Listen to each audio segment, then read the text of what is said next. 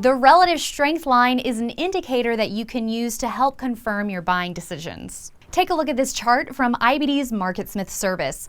The relative strength line is the blue line on the chart, and it measures a stock's price performance versus that of the S&P 500, which is used to represent the overall market.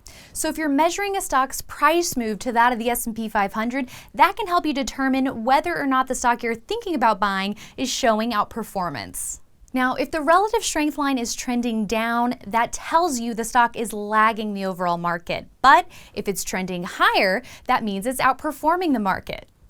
Furthermore, if the relative strength line hits a new all-time high, that's bullish. And what's even more bullish is if the relative strength line hits a new high before the stock's price hits a new all-time high. This chart also has a relative price strength rating next to the relative strength line, which is a little different. While the relative strength line measures a stock's price performance versus the S&P 500, the relative price strength rating, calculated by Investors Business Daily, measures a stock's price performance versus all other stocks in our database. With 1 being the lowest and 99 being the highest, think about these ratings like grades on an exam.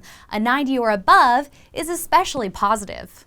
The takeaway here, make sure to buy stocks that are outperforming the market because that'll increase your chances of scoring big gains.